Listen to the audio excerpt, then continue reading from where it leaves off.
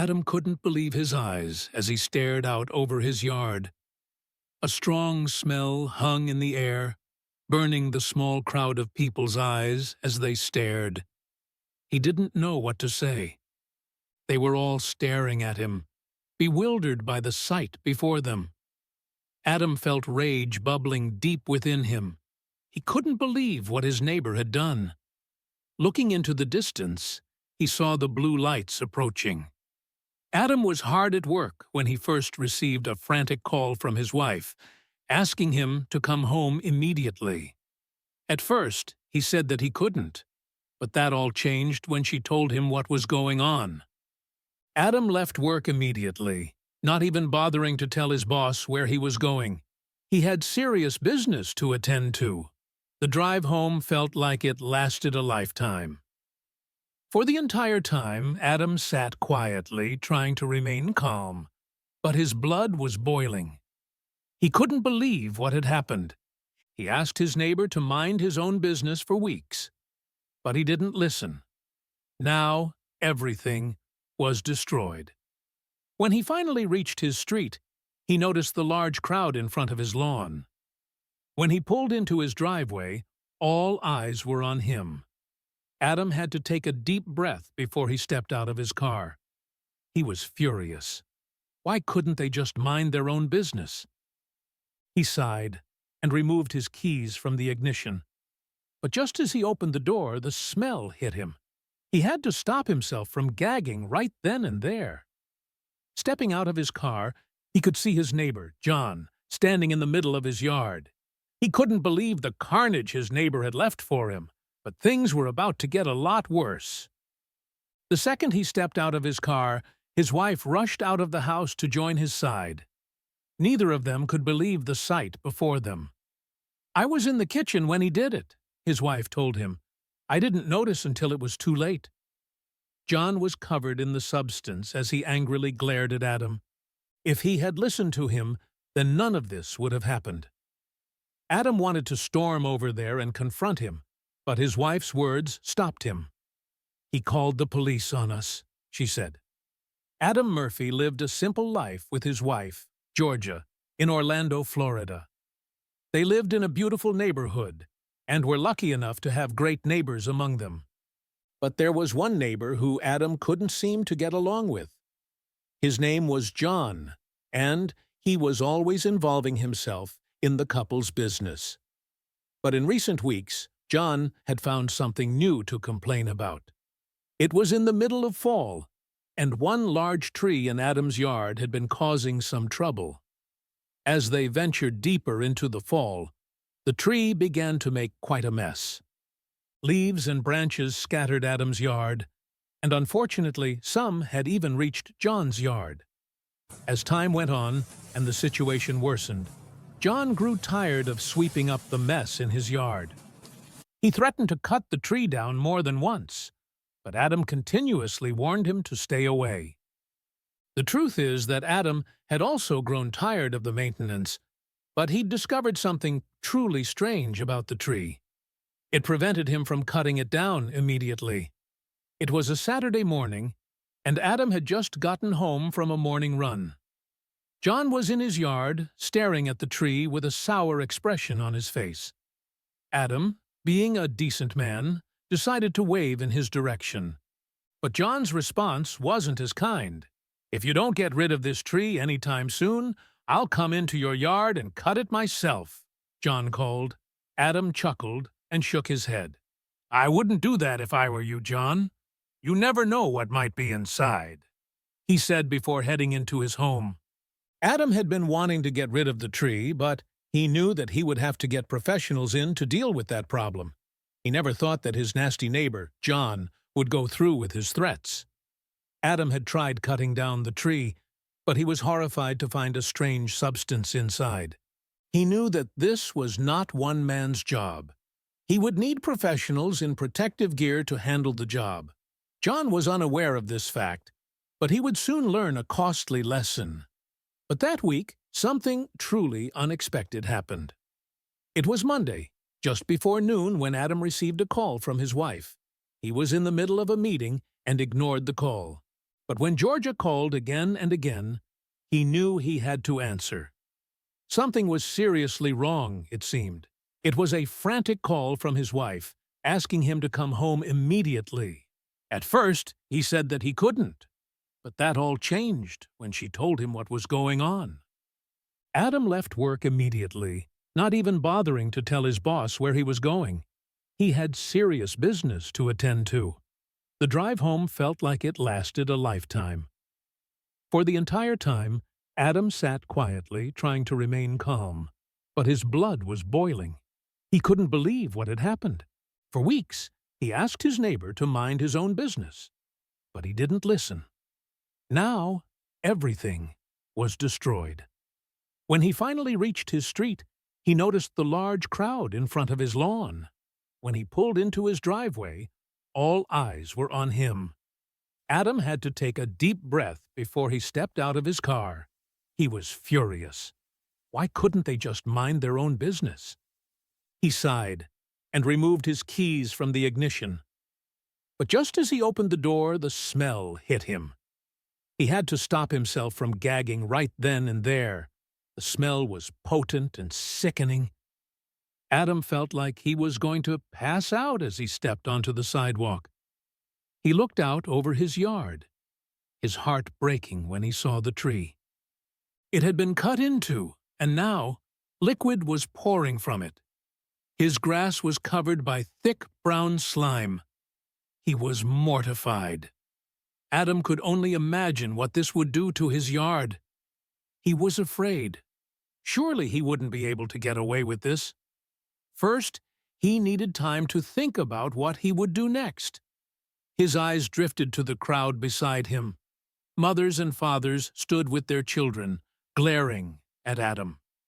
Did they know what he had done? His palms were sweating. He was furious that this had happened. He couldn't stand the thought of being watched while he tried to deal with it. "Go home. This has nothing to do with any of you," he called out to them. But he was ignored. "We're not going anywhere," one neighbor Nathan shouted back. "It's stinking up our homes. This has everything to do with us," he said angrily. Adam didn't have the strength to deal with this right now. He was ignoring the elephant in the middle of his yard, pretending that he didn't even notice the man's eyes on him. He would deal with him soon. Adam wanted to chase his nosy neighbors away, but it was hopeless. Even if he got them to back off, he knew they would be watching from their windows. If only his neighbor had listened to him, he would have been able to get away with this for at least a few more weeks. But now, the secret he was very aware of was on full display to his neighbors. He didn't know what the law around it was, but he was confident that he was in deep trouble. He just hoped they could solve the problem without getting the police involved. He had been hiding a terrible secret, and he worried that the police wouldn't take too kindly to it. He tried to avoid the man in the middle of his yard, but he knew that he would have to face him eventually. He took a deep breath and turned his back on the crowd of people. He could see his neighbor, John, standing in the middle of his yard. He couldn't believe the carnage his neighbor had left for him. But things were about to get a lot worse. The second he took a step closer to his yard, his wife rushed out of the house to join his side. Neither of them could believe the sight before them. His wife, Georgia, tried to swallow back tears as she spoke to her husband in a shaky voice. "I can't believe this, Adam. I thought we could wait a few more weeks before we'd have to deal with the dirty work." He threw a supportive arm over his wife's shoulders and hugged her closer to him. She was as scared as he was. "Yeah, I thought he had some more time too," he sighed. His heart was breaking into more pieces as he stared at the state of his yard. It felt like nothing would ever be the same again. "Do you think John will call the police on us? Do you think we'll get into a lot of trouble because of this?" Georgia asked in a hushed tone. She didn't want to freak her husband out, but she was worried. "Knowing John, I think he'll get the police involved," John responded with a sigh. "But I don't know what the police will do to us. I don't know how bad this crime is." Georgia let out a shaky cry beside her husband. It was supposed to be a good day, but their neighbor had destroyed everything. He found the truth they had been trying to conceal, but what was pouring out of the tree? As neighbors stared at them, it was obvious that they were being judged, but no one understood the full story. This was a big deal to Adam and Georgia, and having their entire street staring at them was only making it 1,000 times worse. But why did it matter so much? Their beloved tree had been cut, and the thick, gooey liquid was pouring from it. Their grass was drowning in the substance. The smell was worse than he ever could have imagined. Adam knew this would happen. He told his neighbor to back off, but for his own selfish reasons, he went against Adam's wishes. He couldn't believe what he had done. He resented the man. Adam wasn't the type to hate people, but John had taken it way too far. They had spoken about this. He asked him to leave the tree alone, but John was selfish. From the look on his face, it was obvious that he blamed Adam for what had happened, and perhaps he was right. Georgia noticed the way her husband's shoulders tensed as he looked at the man. "I was in the kitchen when he did it," his wife told him. "I didn't notice until it was too late." John was covered in the disgusting substance as he angrily glared at Adam. It was still pouring from the tree, and it wouldn't stop any time soon. Adam noticed that it wasn't being absorbed into the ground. It was too thick. How would he ever get it off of his yard? He was seconds from having a meltdown. If only he had listened to him, then none of this would have happened. Adam wanted to storm over there and confront him, but his wife's words stopped him in his tracks. "Stop! Maybe if we handle the situation right, he won't call the police. We could get into a lot of trouble. We have to try and stop him," she said. And he knew that she was right. He had to back down. He tried to keep his distance from John. He knew that if he got any closer, he wouldn't be able to hold back. He needed time to cool off. He had no idea that they were already running out of time.